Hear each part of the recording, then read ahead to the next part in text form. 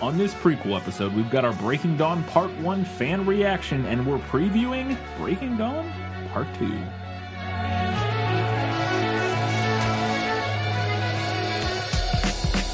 Well, welcome back to This Film Is Lit podcast, where we talk about movies that are based on books. You're listening to this on a Saturday, if you're listening to this when it comes out.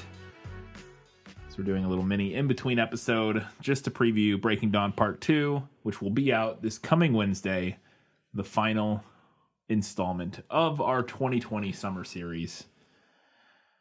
So we're going to do our patron shoutouts like usual. We're going to do, and then we got fan reaction for Breaking Dawn Part 1, and then a quick movie preview, some fun facts about Breaking Dawn Part 2, and that'll wrap up this little mini prequel episode. So let's get into it with our patron shoutouts.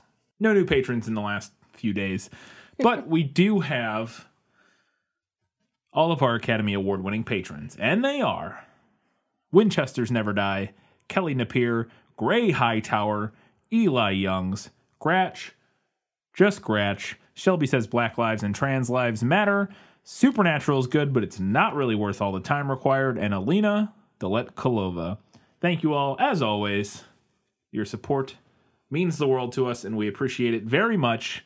Katie, let's go ahead and do our Breaking Dawn Part 1 fan poll follow-up.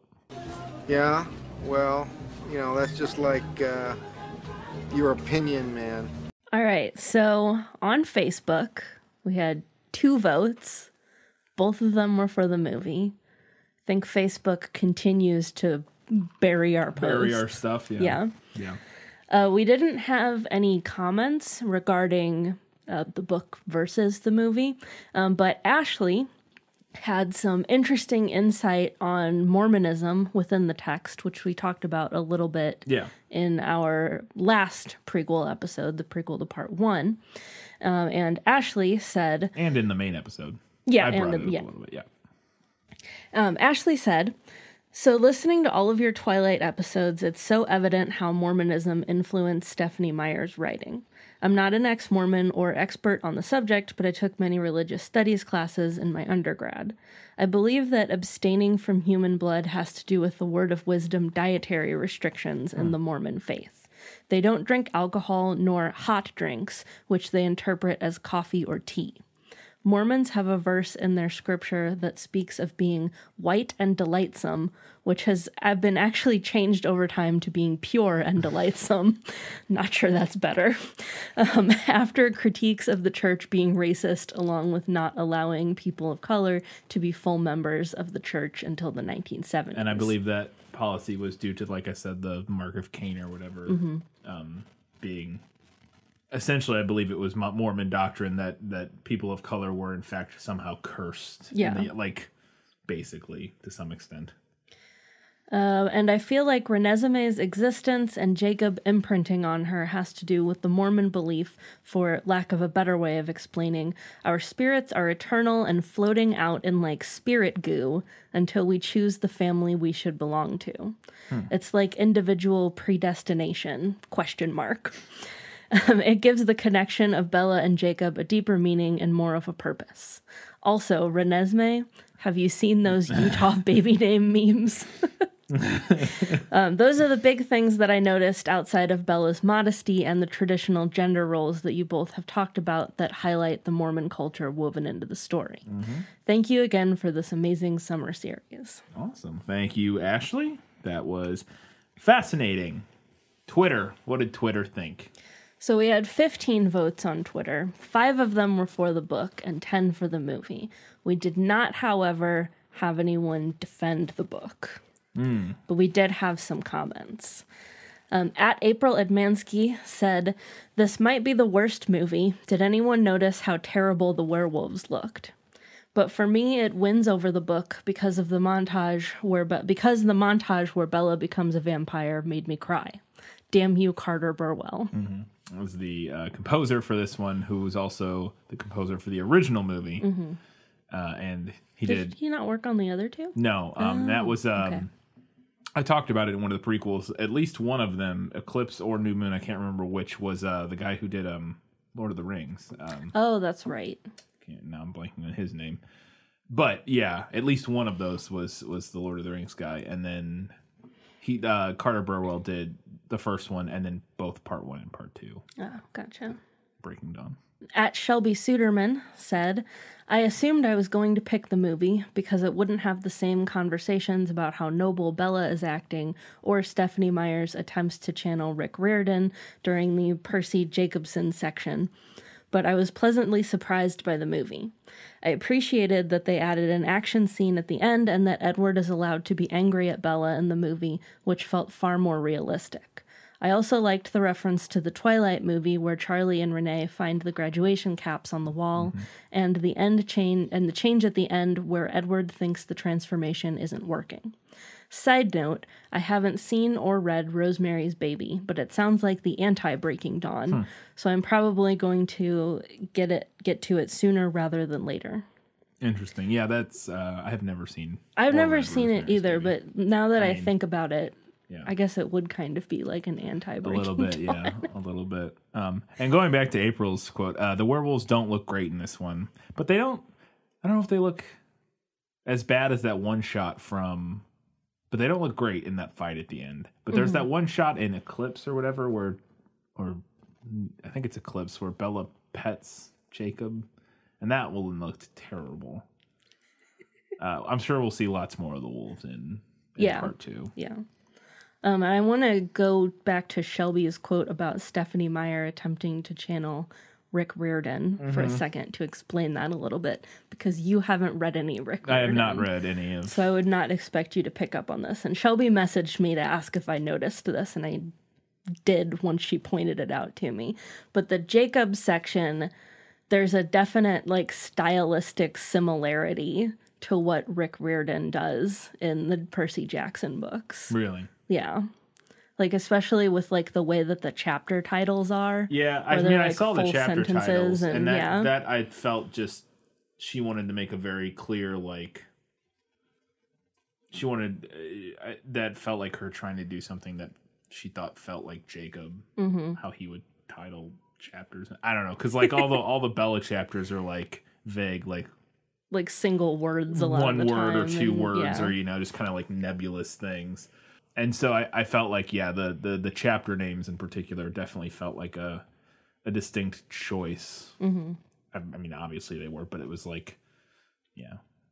I didn't know if they necessarily felt like Jacob, but I think that's what she thought they felt like. And I don't know if they were. I don't know. I'm pleased to be past the Jacob section of the book. Very much.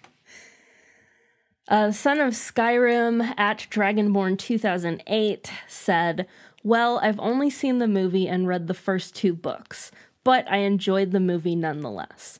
It's not my favorite movie in the series. Part 2 is my most favorite, but part 1 was better than the other movies in my opinion. Interesting. I disagree. Well, I don't know. It was fine. I think I would have to go back and watch them all again. I still think, and it's the worst reviewed one, but I still feel like New Moon might be the best one, even though it's literally the worst reviewed one. But I've only seen them all once now, so I am looking forward to part 2, though. At Ray62 said, thanks for this lighthearted review. Seriously, I hated the majority of this book. It had a few good moments, though, the real horror of everything about the pregnancy and the birth. It was very well written, and I felt all of it. I can't presume to know Meyer's agenda regarding Bella's choices in Breaking Dawn, but if it is what you say, it certainly backfired. Everyone I know who was reading the books at the time were horrified at Bella's decision and just added to the Bella and Stephenie hate. And I feel like there's some truth to that. Yeah. I can't think of a single person that I knew who was reading the books at the time who were like, this rocks. Yeah. I mean, it is true. She goes through a nightmare and then dies.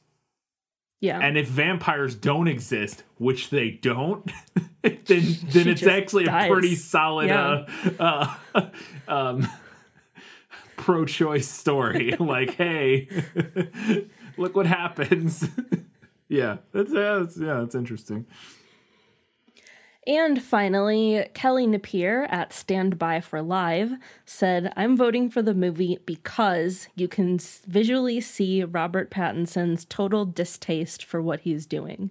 He breaks character like it's an SNL skit, and I am here for it. Yes. There are definitely quite a few scenes that you can tell that old Bob Pattinson was not feeling it anymore. Which I actually have a quote about in my Breaking Dawn Part 2 movie facts. I've had a bad habit of underestimating you. Every obstacle you faced, I think you couldn't overcome it. And you just did. I didn't expect you to seem so... you? My time as a human was over. But I never felt more alive. I thought we would be safe forever. But forever isn't as long as I'd hoped. I have to report a crime. The Cullens, they've done something terrible. Walter thinks Renesmee is an immortal child. She was born, not bitten. She grows every single day. Oh my. Twilight Saga Breaking Dawn Part 2 is a 2012 film directed again by Bill Condon and again written by Melissa Rosenberg, starring all of our returning cast.